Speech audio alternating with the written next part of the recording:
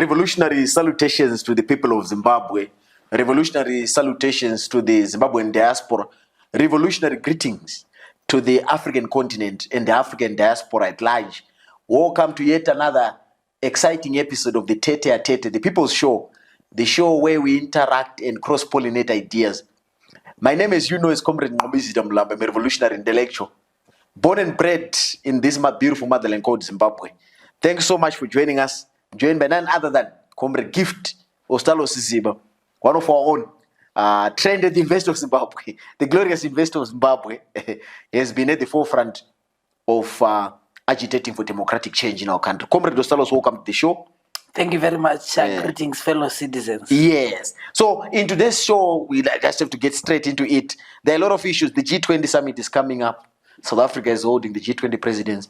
Issues to do with the amendment of the Constitution of Zimbabwe to allow for presidential term extension. We're going to talk about that. Why presidential term limits are good for our country. Why we as Zimbabweans in the year of our Lord 2013 say no, we do not want anyone to rule beyond two terms as president. We're also going to talk about the state of the democratic alternative and what we think is the way forward.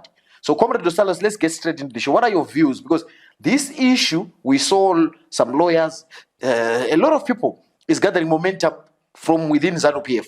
The ZANU-PF conference in Mutare resolved that the Ministry of Justice, Legal and Parliamentary Affairs must now start a process to implement its Congress resolution that the Constitution of Zimbabwe must be amended to extend the rule of the incumbent. What are your views? What danger does that pose to a young and nascent democracy? Now, thank you very much. Our country faces a huge crisis of political leadership in the country, where 50% of the population is living in extreme poverty. Where more than half of school-going children are stunted and malnutritioned, where unemployment is sitting at 87%, where the debt of the country is sitting at more than $22 billion US, where the country loses $1.5 billion US annually on illicit outflow of gold alone, where the country has its youth population unemployed, surviving in less than $1 a day. Our focus is that we must extend the term of office of the incumbent. It shows a country that is in a leadership crisis, a country on autopilot, a country without a vision, a country whose future is doomed unless and until strategic political interventions are made. Our country is sliding into total abyss because of the lack of prioritization. People are dying in diseases that are of the 19th century. People are failing to earn a living in this country. A majority of the urban population has been forced into the culture of twerking for freebies to survive. Because of the direct connection between the economic crisis and the political affairs of our country. The conflation of the affairs of a political organization and that of the state and that of the military is the major contributor to the crisis that we face. So the possible attack on the Constitution, right? As you are correctly saying, what was the motivation for Zimbabweans to say one-term limits? Maybe someone might not understand why should there be term limits? So right, Mugabe ruled for 37 years. People can rule. Xi Jinping in China has ruled for more than 10 years. They give examples. In President Kagame has been around for some time. They give examples. We don't need term limits in Africa. Africa has always had kings and kingdoms and chiefs. Why should we limit? So why did Zimbabweans in 2013 say no? Our constitution must limit power. And why is it a danger to change that? What precedent would that set? The answer to that is in the preamble of the constitution. Yeah. When Zimbabweans met the summary of the conversations from across the country was that power must be given to the people. Yeah. And you must underline that. Power, sovereign power, must be in the hands of Zimbabwean people. That means that it cannot be in the hands of individuals. So say when you are president, you are borrowing that power from the people. It cannot be in the hands of elites. It must always be in the hands of the people. Two things informed that for me as a student of modern scientific thought. Yeah. One, it was the realization that politicians are like diapers. Yeah. And at all matter times, they must be changed. Yes. And precisely for the same reasons. For hygiene. That is what that one resolution, the realization. Two, it was because our democracy is young. Yeah. But the world is awash with examples of leaders that didn't want to go. And the consequences to that country's survival. I mean, the Gambia, yeah, Jamit, right? You get the point? Citizens of this country knew that at some point Mugabe would be gone. And everyone was tired with Robert Mugabe. Yeah. The same as the people of Cameroon. Yeah. The same as the people of all these different African Equatorial continents. Guinea. People had realized that politicians ought to be changed. That's why the term of office and its limit became one of the sacrosanct provisions in our document. And they ring fence it. What makes it more sacrosanct, what confirms its sacrosanctity, is the fact that when you want to change it, oh God, you have to go back to the preamble. Yeah. And We go the people. to the people. We the people. And say, fellow citizens, Yeah. we think that we must change the term of office. We must extend the failure. That is what basically ZANU-PF is saying.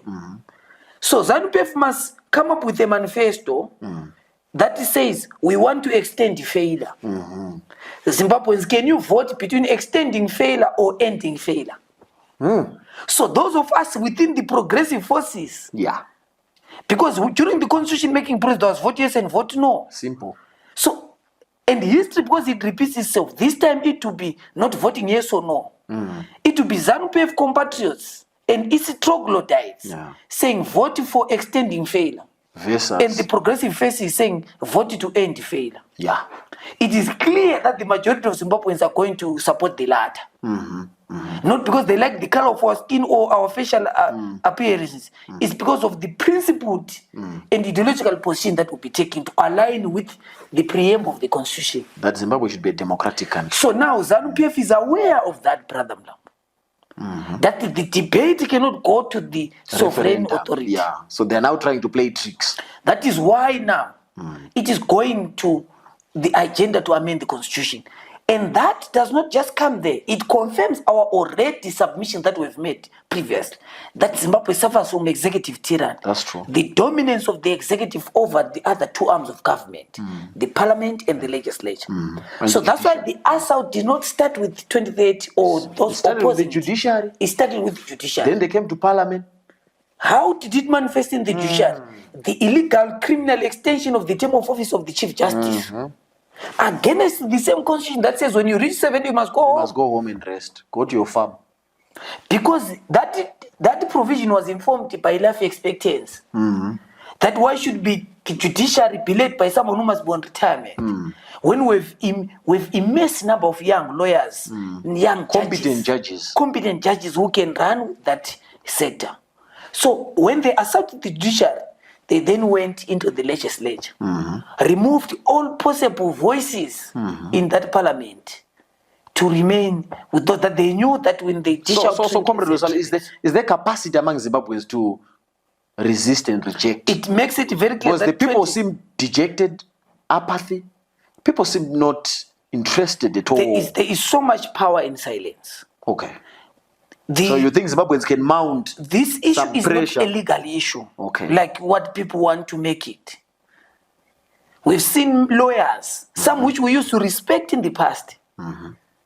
You see, because of the fact that they've now accessed the fitting trap, the looting trap. They're coming up with. They're now coming with the very funny legal submissions and interpretation of the constitution. Some are doing so from the a comfort of Nairobi, Yeah. miles away, Yeah. where there are no direct flights. You see, they are giving a dubious interpretation of the Constitution so that they justify the incapacity criminal extension of the term of office. So, our position is that it's a political issue and it must be treated as such. So, for ordinary average Zimbabweans, they must know that supporting the extension of the incapacity term of limit is supporting extending or fail. So, you are rest assured that things are going to become more terrible. But they're saying the economy is in 2025 is growing by 5.4%. IMF projects that the Zimbabwean economy will grow by 6.5% next year, 2026. So they're arguing that no, there's no need to have elections. Let's continue with the success of what we are witnessing. What do you have to say? You don't run an economy by propaganda. Yeah. If you want to study the state of the economy, you just have to go to Mbari Msika, go to Ekodini in Bulawayo, go to Checheche in Manicaland, Yeah. go to Mzarabani. Yeah. You would know the state of the economy. Our economy is in distress.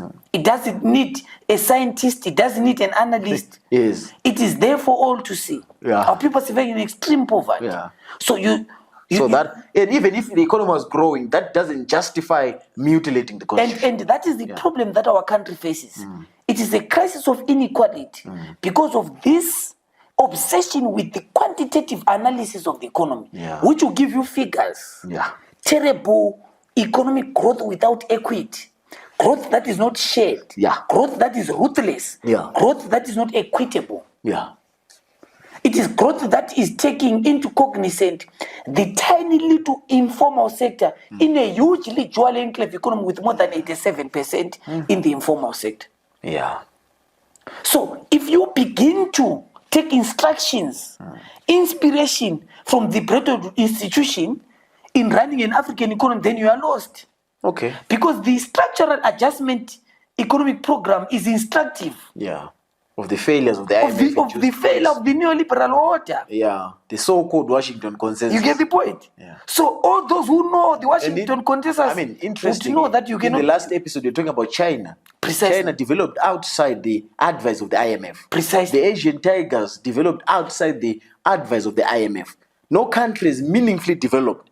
Our country in Africa to go down this period when they told us to privatize, when they told us to begin to fail to pay the working class a living wage. That is where our economy started, of course, plus Mugabe's politics. That's true. So our country needs solid stewards, but you realize that it will go back to the ideological question with a clear ideological path, because going to war with the IFIs would need a very solid base and understanding of the creature we're dealing with. You get the point? It is Thomas Sankaras of this world That's true. that said we're not going to import. We are going to have self-sufficient upper volta.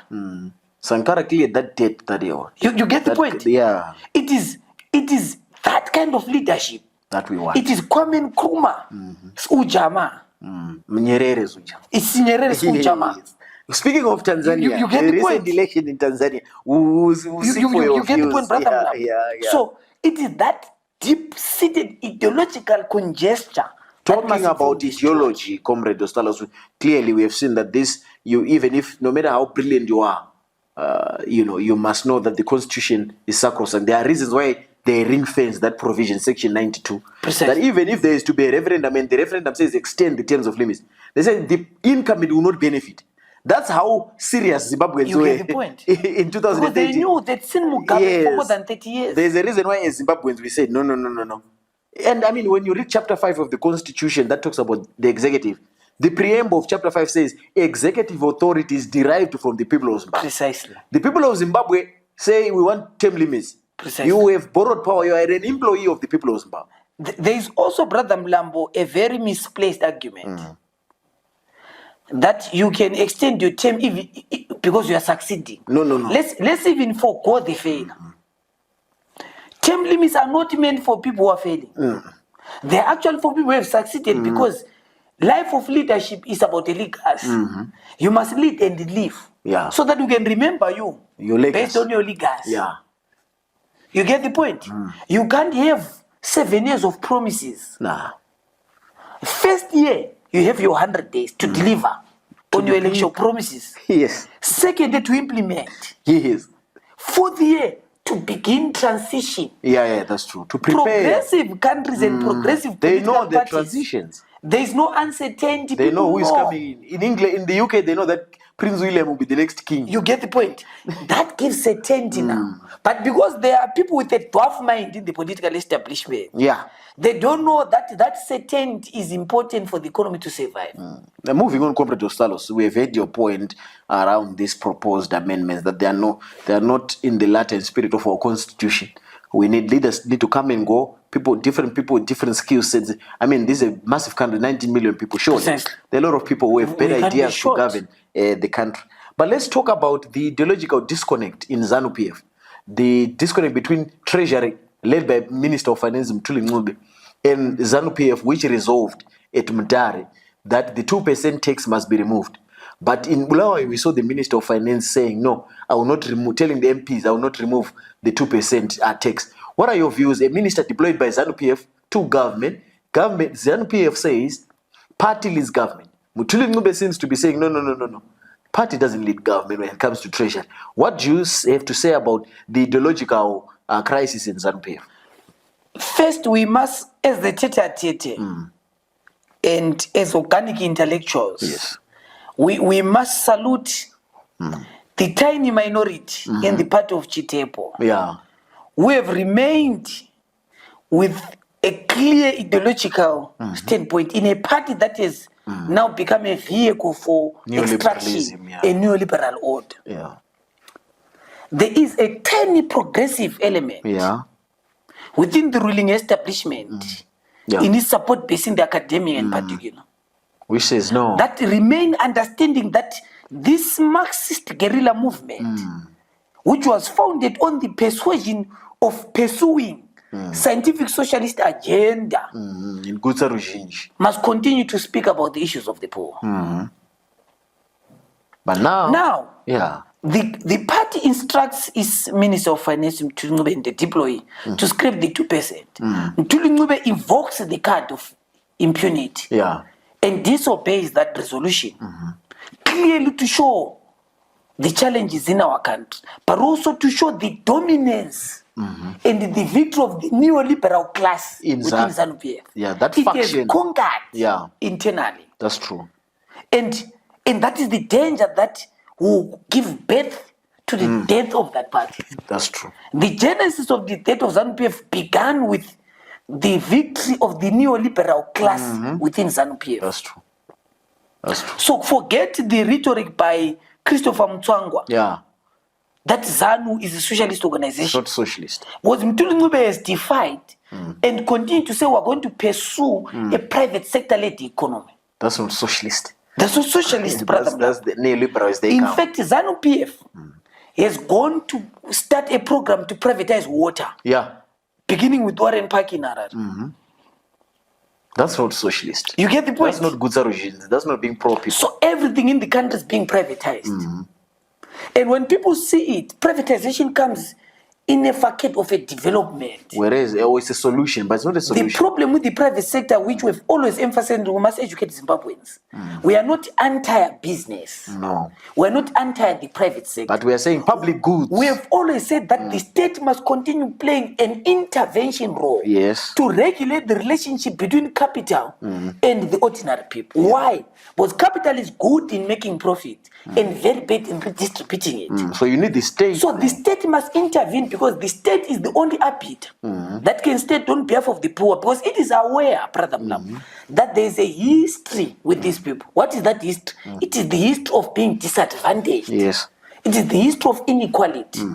Look at the gap between the rich and the poor in the country. 10%, speaking of inequality, 10% of the wealthiest in Zimbabwe control 50% of the wealth. You get the point? 10%. That is why, Brother Mlambo. So there is this illusion that the private sector is the solution. You get it? Because the extractive and lootist in the country has created a facade that if you are not making it, you are cursed. This is a country full of opportunities. Not realizing that these problems are structural. And they've run down the city councils, they've run down government departments, they've run down state-owned enterprises So as Noam Chomsky says, You get run them down, then privatize them. That's the But how agenda. can you privatize water? It is Who will because afford it? It's because look at China, Brother Mlambo. Yeah. Our all-weather friends in China. When Beijing came with an agenda to lift Chinese population out of poverty, Yeah. it was not the rhetoric. No. Neither was it neoliberal. They were clear about the solution that we must. They saw the world, even Singapore. Yeah. The Asian takers, they saw the world as an elastic source of opportunities for them to export. Yeah. And indeed, You get the point? That's why China now export contributes power, 30% export to the power. manufacturing sector globally. Wow. You get the point? It is a stewardship that was not looking at China in its present sense. Because at that time, our economy was better than China. Yeah, in the 80s were better. You get the point? Yeah. But when stewardship came in, and if Deng you trace, Xiaoping came in. if you look at Deng, Brother Mlambo, there's something very interesting about Deng. And I say about this about one ideology, but also that a country, Zimbabwe at the present moment, I submit, needs a philosopher king. Yeah. What's a philosopher king? Deng, Yeah. when he went to France, Brother Mlambo, he was struck by the rapid industrialization agenda. Deng was like the liberation movement in our country. Because in China, Mao Zedong was more focused on the social agenda. Yeah. You get the point? But Deng also, when he went to France, he realized this rapid industrialization agenda, the role of the markets. He then realized, no. There is something we need to do. There is disruption that is needed. That's when he said to be rich is to be glorious. You get the point? Yes. So I'm saying this about a philosopher king is someone with inspiration. So Zimbabweans, when you come with this press, they will rubbish you. Yeah. But they want leaders of the now. You can't take a country out of poverty if you're a one generation leader. You have to. You ought to look at beyond your generation. 100 years, 200 years. To say, when we live, What will our what is children the foundation inherit? that we are living for our children? The great-grandchildren who are still in our loins. You get the point? Yes. So when you know that you are going to, immediately if the current establishment is led by a philosopher king, they would have reinforced lithium. Because everyone wants lithium. The future of technology is centered on lithium. They would have introduced resource nationalization in this country. And say we're not going to export our lithium. We're going to value beneficiate. We value it.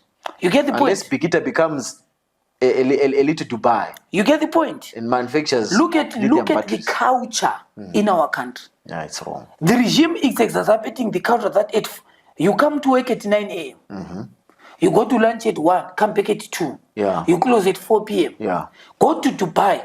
They don't sleep. At 9 p.m. shops will be open. 12 midnight shops will be open. People buying perfumes, people buying food, people in restaurants. That's why they add the value of our gold there. They make This jewelry. is a country that works as if their per capita income is less than Zimbabwe. But they are far Zimbabwe ahead. with the far less is working as if it is worse, it is better The than. need for a philosopher king. Into the next segment of the show, Comrade Ostallos. The recent, we can call that an election in Tanzania. The massacre, the facade of an election, where that brutal dictator, the lady who rules Tanzania with an iron fist, deployed by Chama Pinduzi. So people think that the problem is that lady only. No, the party is the problem. Because she is a deployee of Chama Pinduzi. What are your views on what happened in Tanzania? And what is your message of solidarity to our comrades in the progressive forces in Tanzania? Thank you very much. We must state our utmost solidarity with the people of Tanzania, particularly the Gen Z, who are fighting to restore democracy in that troubled state. Yeah. And also extend our solidarity to the people of Kenya, the Gen Z, for quickly extending immediate solidarity to the suffering people of Tanzania. This has been the culture of Africa. Yeah. Ooh. Samora Machel would say, when bullets begin to flower, the struggle in southern Rhodesia is our struggle.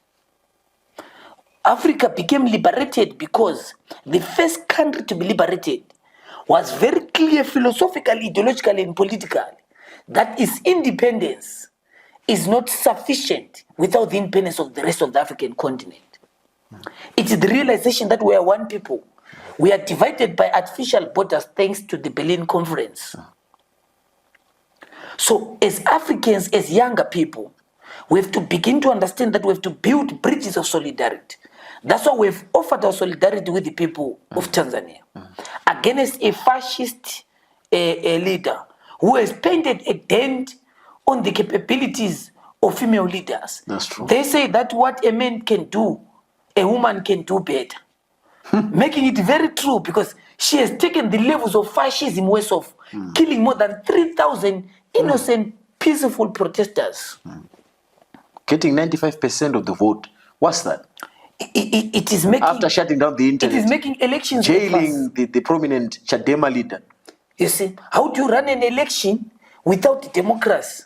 That is not an election, it's a ritual. No, that was not an election. So when people lose faith in election, now here is the danger. And our country also possibly faces that danger. When you make democratic means of changing governments possible, impossible. You are making undemocratic means possible. Because the scenario in Tanzania now is people have been massacred, you claim to have won, but the people at the funerals, if you see the videos at the funerals, there's some resistance again being built. And that is why there is appetite for military-led transitions in the African country. Because people are tired. It was elections have become a ritual. Madagascar, there was a coup. The SADC chairperson. You get the point? A coup, yeah. And again, these crises in the continent are exacerbated by all these regional bodies. I want to talk about the African Union. They were quick to congratulate, so-called congratulations, it's a club. to that brutal dictator. It's a club. They congratulated Paul Biya. But that was not an election in Cameroon. Yes. So we were faced with a massive crisis. But recently, President Advocate Nelson Chamisa did a Twitter survey on his Twitter asking Zimbabweans, do we need a political party? And the majority of the people indicated that no, we need a political party. Do we need a political party of the opposition to drive this agenda, to resist the 2030, to win the elections in 2028, to govern differently? Do we need a party? It is clear, Brother Mlambo and fellow Zimbabweans and fellow Africans, that the crisis we are facing as a people in our country is political. And there is need of a response to the political crisis. And you don't respond to the crisis that is political by any other means. You respond to it politically. By first, we have to ensure that we offer Zimbabwe an alternative. It is clear from all walks of life that at the present moment, Zimbabwe deserves a credible democratic alternative that is not going to just resist the current machinations, but also offer an alternative to the current establishment, offer an alternative to the growing political culture in the country, and cure the growing cynicism that has emerged out of the collapse of the political in the country. If you look at the crisis that we've just been unpacking, its solutions are political. Its solutions are not just about people occupying government, but this is about a credible, what are the characteristics of this credible alternative? One, it is an organization and a vehicle where ordinary average Zimbabwean will find full political expression. Secondly, where people would know a clear ideological direction that our country must take. A philosopher king will need a vehicle, will need trained cadres. When ZAPU was preparing for independence in this country, it trained its people. That's true. Established cooperatives. It prepared to govern. That's true. So at the present moment, Brother Mlambo, the democratic opposition must begin to look at the crisis in the country, in the economy, in the health sector, the debt crisis, and begin to prepare how to resolve this deep-seated man-made problem. That's why you need a credible democratic an organization manned by competent people. With a clear ideological direction that is going to say, we are championing and directing Zimbabwe towards a democratic developmental state. Be clear. Where the state is going to intervene. Where the state is going to lead development. Where the state is going to articulate its clear vision in the medium term, in the long term, and into the future. Where there is going to be an investment on robust intellectual labor, because the current political culture in our country has presented a new culture, which is a culture of a serious disinterest, a serious anti-intellectual debate and discourse. That's why you see faults, top soup for whatever. Precisely the point. These affiliates. It is funny, brother. That's ideological vacuous. It is said that a party of a vegetable, the first black lawyer in our country, has been reduced into to weaponizing women. Weaponizing women's private organs. Yeah. Because it is clear if you go to their looks. They will tell you what top soup means. Yeah. They know these young people in the streets what it means. Colorism as well. Top soup, have you seen? It's only those only those who are light in complexion. Rarely do you see someone who is black in complexion. So it's also colorism. And a culture reinforcing those stereotypes. And a new culture where it is not about the superiority of your ideas. It's about how you look. But the extent of your looks, your extent of how many bootlicking bundles you have. That is the passage. So the democratic alternative is a massive task. If that party comes, alternative to discourse, political consciousness. The degeneration is on political discourse in the country. Because there is no longer a room, there is no longer appetite for intellectual labor. But how do you run a state without an understanding that all ideas begin in an ideation process? You have to sit down. At the UZ, we used to say, the University of Zimbabwe is an island of ideas. You get the point? Yes. That's why now when you go to these universities now, they're all reduced to something else. Because the state has no interest in generating the necessary intellectual labor.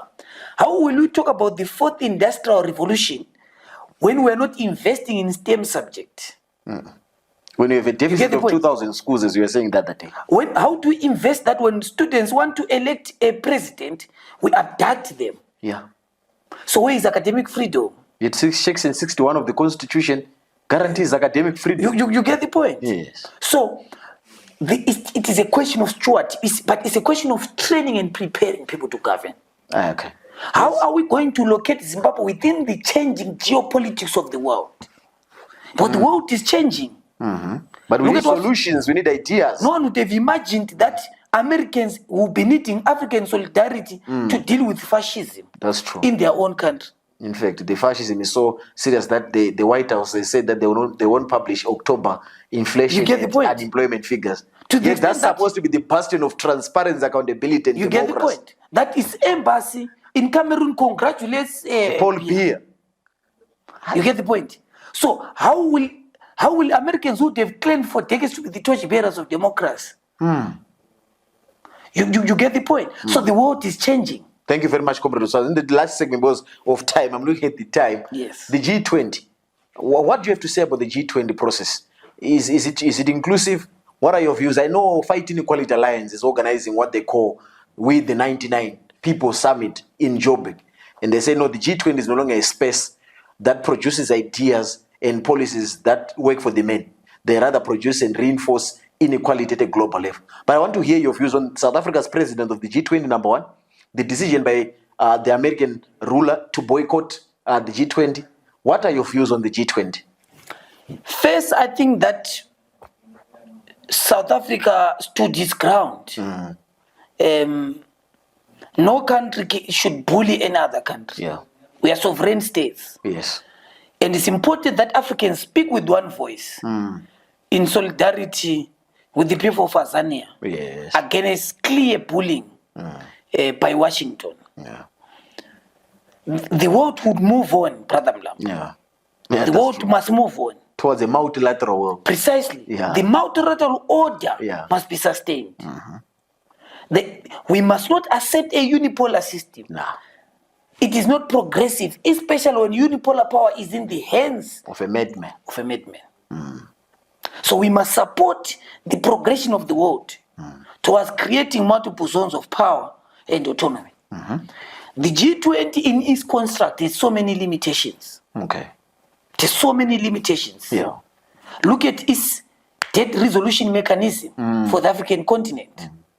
So I think that is important for Africans to begin to, yes, it's important for the with the 99 to converge. Yes. But the purpose of with the 99 is to offer an alternative one, is to ideate, so that governments are produced and given an alternative to how do we solve the crisis that is facing the globe. I agree. And South Africa's assumption of the presidents of the G20 is important for South Africa, right? But South Africa must understand at what state is it assuming that leadership. It is one of the most highly unequal societies in the world. That's true. It is attacking its fellow African brothers in its own. It is a challenge of crime. It is facing crime problems. I was reading something about Cape Town yesterday. Corruption places a huge premium in that country's economy.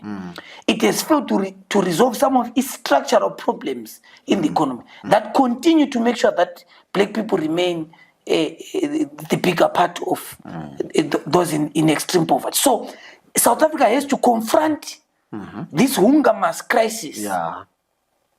It cannot continue subcontracting its problems. That's true. Into the hands of these regional and international bodies. It has to confront its problems. Yeah. And the African continent must begin to understand that for us to solve our problems, we have to speak with one voice as Africans. We have to integrate. Yeah. We have to begin to speak one language. We have to begin to avoid self-hate. Why should fellow Africans hate each other? Yes. Fellow Africans must protect each other. We must shun dictatorship in any country as if it is in our own country. Yes. That's true. And we must facilitate rapid industrialization throughout the continent through free trade and the movement of goods and peoples. Thank you very much, Comrade Ostallos. Again, time is always a constraint. When we're on the Tête-à-tête. But I guess for today we'll end this episode here. Thank you for your time. Thank you very much for your incisive contributions. And we always encourage our fellow citizens to comment, interact with the show on YouTube, on Facebook, on X, and different social media platforms. The message is clear to President Advocate Nelson Chamisa: form a political party before time runs out. The people want a political home where they can express themselves, where they can develop ideas that can genuinely transform the material conditions of our people. We need a credible democratic alternative, and that only can be a political party that will spearhead our cause as a people. Thank you so much. We send our solidarity to people in Tanzania and all the struggling masses of the world. Long live the fight for democracy. And always bear in mind that better is not good enough. The best is always yet to come. I thank you.